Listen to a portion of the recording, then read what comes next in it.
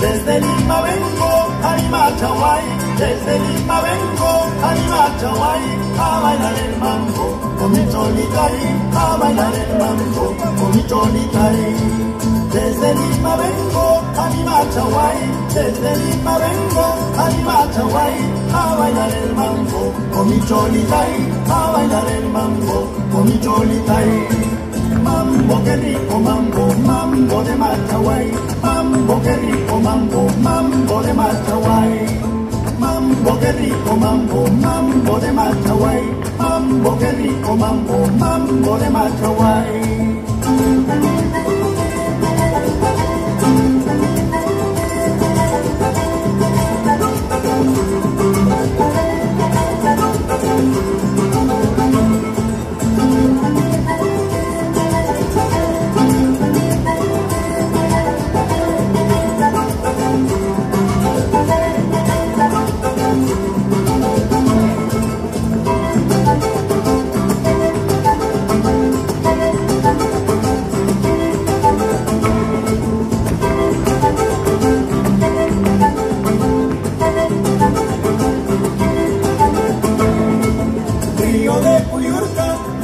Pasar, río de Puyurca, déjame pasar, voy a visitarla, a mi cholita y voy a visitarla, a mi cholita y. Amarra tu perro, me vaya a morder, amarra tu perro, me vaya a morder, a mi vida queña, la voy a llevar, a mi vida queña, la voy a robar.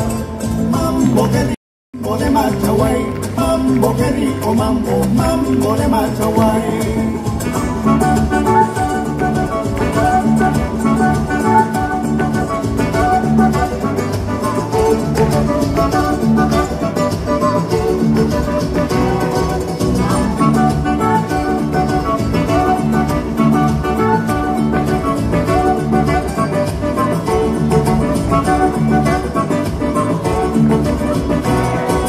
Mambo de rico mambo, mambo de Machahuay, mambo de rico mambo, mambo de Machahuay.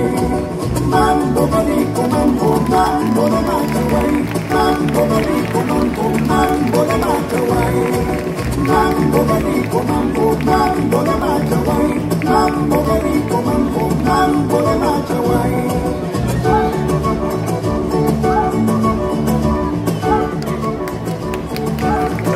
Le café, le cacao, on peut faire le parallèle avec le vin, avec nos spiritueux.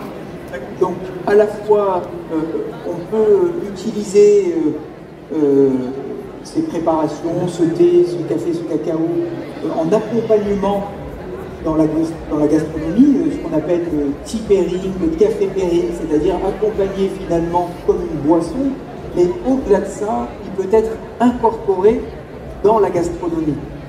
Et c'est ce qui donne aussi des résultats qui sont très souvent très impressionnants. Je pense notamment au Japon avec le matcha qui aujourd'hui se retrouve dans beaucoup de préparations culinaires, notamment dans les pâtisseries. Mais aujourd'hui, on sait que des chefs, et je pense notamment à la chef du Ritz, qui est une amie, et qui utilise beaucoup, en tout cas souvent, du cacao dans ses préparations gastronomiques. Donc on voit bien que finalement ça devient un ingrédient aussi bien de gourmandise qu'un élément qui fait partie intégrante de la gastronomie, au même titre que la truffe, que l'huile d'olive, ou que d'autres grands produits qu'on retrouve aujourd'hui dans les tables des chefs. Donc, bien entendu, comment dire, ces mélanges de saveurs va dépendre du profil aromatique des produits, du chocolat, du cacao notamment. Je vais maintenant vous demander donc à nos amis qui sont venus de la région de Saint-Martin comment décrire le chocolat qu'ils produisent, parce que ce sont des producteurs de cacao mais qui fabriquent également les chocolats que vous pouvez retrouver sur notre stand.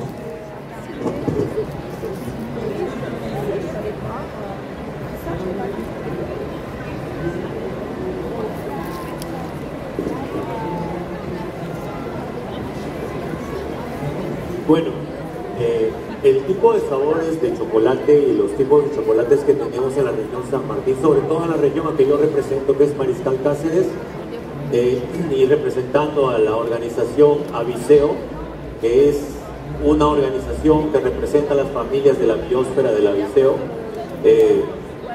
Son chocolates, tenemos un sinnúmero en realidad, pero tenemos chocolates especiales con sabores frutados, un poco cítricos, un poco florales, un poco con leche. La verdad les va a encantar el chocolate, así que acérquense al stand E38 para probar el chocolate de San Martín. Les chocolats que vous propose la région de Saint-Martin sont des chocolats avec des notes citriques, des notes fruitées, qui vraiment sont très, très accessibles et plaisent au plus grand nombre. Donc ce serait très intéressant que justement vous ayez l'opportunité de goûter à ces chocolats. Vous pouvez le faire d'ailleurs en visitant notre stand. Por ejemplo, los PCHs también. Así es. Entonces, la diversidad de producción en cacao en San Martín es amplia, y no solo eso, sino también producimos garantizando la sostenibilidad amigable con el ambiente, con el cuidado de nuestro ambiente. Nuestras fincas están establecidas bajo sistemas agroforestales y hoy estamos migrando a los sistemas de agricultura subtrópica, que viene a ser el cuidado mayor del medio. Donc, il existe, comme on l'a compris, une très grande variété de cacao, des cacao très typiques avec des saveurs différentes. Ce qui est important de souligner, c'est que vraiment la production de cacao dans cette région est faite dans un environnement respectueux, non seulement de la nature, mais dans un environnement d'agroforesterie avec beaucoup de plantations de différents types de plantes, et dans le respect, bien sûr, du développement économique des communautés locales. Rosario, peut-être avez-vous quelque chose à rajouter? Je voulais ajouter une chose très importante, parce qu'on va réécrire l'histoire du chocolat. Tout le monde pensait que le chocolat venait des Mésoamériques, du Mexique.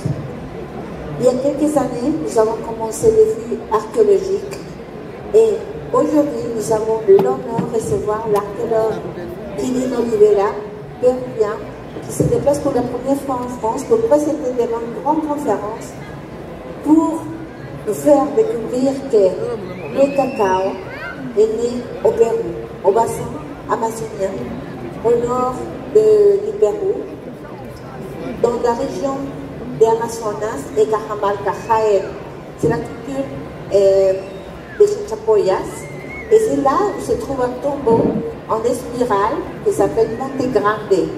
Monte Grande est preuve que le Pérou est le berceau du cacao il y a 5300 ans avant que même avant les Incas, avec c'est vraiment incroyable, qui nous donne la preuve scientifique de tout ce que nous avons des universités incroyables, mais aujourd'hui nous sommes vraiment le Pérou revendique l'origine du cacao.